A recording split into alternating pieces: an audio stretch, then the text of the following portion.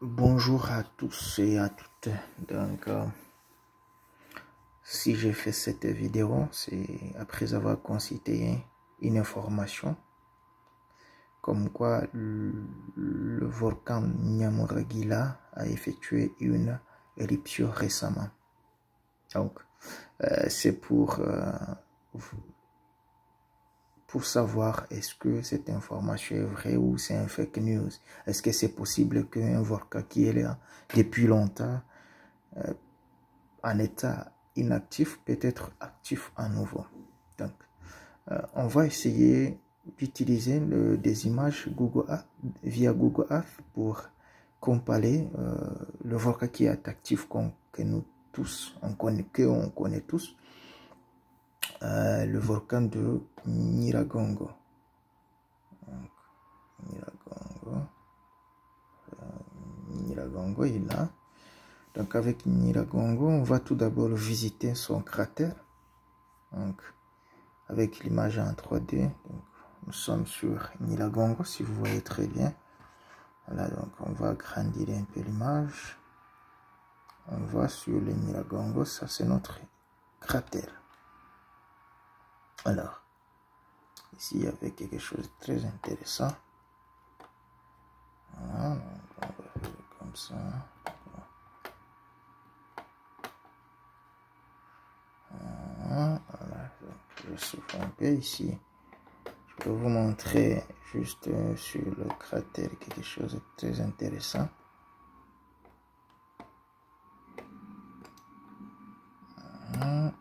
Vous voyez même les herbes qui sont affectées par ici la chaleur. Voilà, la chaleur associée avec l'activité volcanique. Voilà, ça ce sont des herbes qui sont affectées. Voilà. Voilà, ça déjà, vous voyez qu'il y a le passage de lave. Vous voyez, voilà ça, passage de lave. Voilà, ça c'est le passage de lave. Si vous voyez, il y a les herbes, il n'y a plus des herbes là-bas. C'est un bon indicateur déjà. Voilà. Si on voit même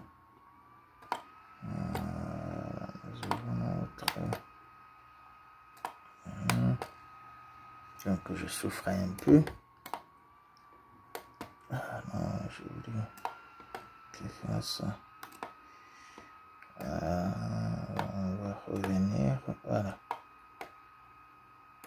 Je vais vous montrer quelque chose de très important ici. Voilà. Voilà. Vous voyez ici, c'est le feu qui est là. Voilà, ici. Voilà, pour les gens qui vont regarder cette vidéo, c'est très important. Ici, voilà, voilà. J'espère que ça va pas m'échapper. Guys, ici il y a quelque chose de très important. Voilà, il y a un trou sur le cratère qui joue un rôle très important. Donc c'est un trou, c'est la sortie de lave. C'est ici. Le lave sort ici. Vous voyez? Dans ce trou-là. Voilà. Donc, ici, nous avons des indicateurs. Nous avons la sortie du magma, mais aussi, nous avons les herbes qui sont affectées par cette activité, qui sont brûlées en même temps. Donc, ça nous confirme les activités. Donc, ça nous confirme l'éruption qui a eu lieu. Ça nous confirme comme quoi le Vorka est toujours actif. Alors, on va aller sur Nyiragongo, Nyamuragira, je m'excuse. Sur Nyamuragira, on voit que tout est normal ici. Il n'y a pas, si vous voyez très bien, il y a les herbes. Les herbes ne sont pas affectées par aucune activité volcanique ici. Voilà, il y a la végétation. Vous voyez? Il y a la végétation. Tout semble normal.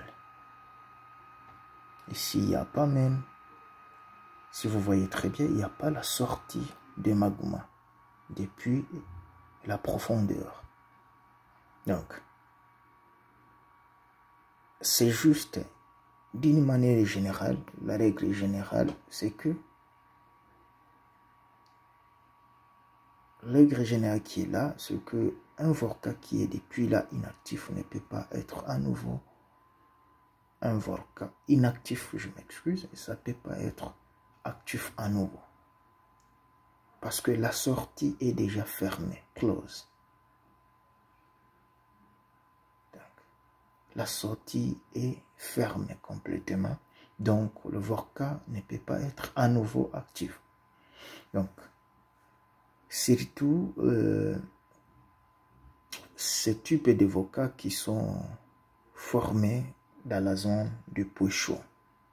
La zone de puits chaud, c'est-à-dire que intraplaques, ce sont des volcans intraplaques qui sont nés en état, qui sont acheminés, d'accord? C'est-à-dire que Nyamuragira a été, je ne sais pas quand est-ce qu'il était actif, après quand c'est fermé, il y avait la naissance de Nyiragongo qui est pour le moment actif. Donc à un certain moment donné, à un moment, dans des années à venir que nous, on ne peut pas préciser. Donc ça aussi, c'est là inactif. Donc peut-être, on ne sait pas, à nouveau, il y aura la naissance d'un nouveau volcan. Mais on ne sait pas dans quel endroit, on ne sait pas dans quelle année. Voyez? Donc, ce qui était donné comme information, pour moi personnellement, à mon avis, c'est un fake news. Donc, Nyamuragira ne peut pas être à nouveau entrer en activité. C'est pas possible. C'est terminé, c'est fini. Et puis, autre chose comme information qu'on peut vous confirmer, ça concerne le Nyiragongo. Nyiragongo aussi, on voit que je sais pas si c'est... Alors, Nyiragongo. C'est Nyiragongo, on voit aussi que même la sortie de lave est trop petit. Donc, c'est-à-dire que on peut dire qu'il est sur sa dernière phase d'éruption. C'est-à-dire que dans des années à venir, que nous, on ne peut pas sigeler ou bien savoir pour le moment, ce volcan, c'est là inactif. C'est là inactif. Donc, mais ça ne veut pas dire que c'est fini avec des volcans dans la région des Grands Lacs, non. C'est-à-dire qu'une fois que la sortie est fermée, une fois qu'il n'est plus actif, il y aura la naissance des nouveaux volcans. Mais on ne sait pas dans quel endroit. Parce que le mouvement de conviction qui donne naissance à ce type de volcan, donc est toujours, c'est un processus. C'est un processus qui est là pour toujours. Voyez? Mais on ne sait pas dans quelle zone. C'est pour cela qu'il est plus important et recommandé de faire en fait une carte des zones de faiblesse. C'est très important.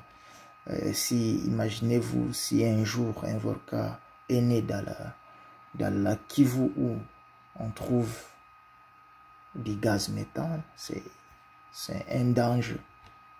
C'est un danger parce que nous vivons dans une zone où il y a vraiment un danger qui peut exploser à tout moment, qui est le gaz méthane situé dans le lac Kivu.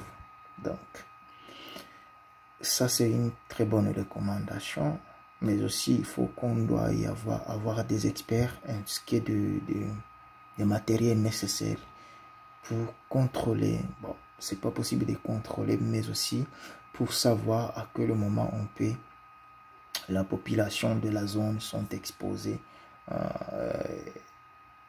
Les gens qui sont dans la zone sont exposés aux risques naturels. Donc, je vous remercie d'avoir suivi la vidéo. Et donc, on se dit à la prochaine. Donc, n'oubliez pas surtout de donner plus de commentaires pour savoir votre avis. Et qu'est-ce que vous souhaitez savoir beaucoup plus. Je vous remercie.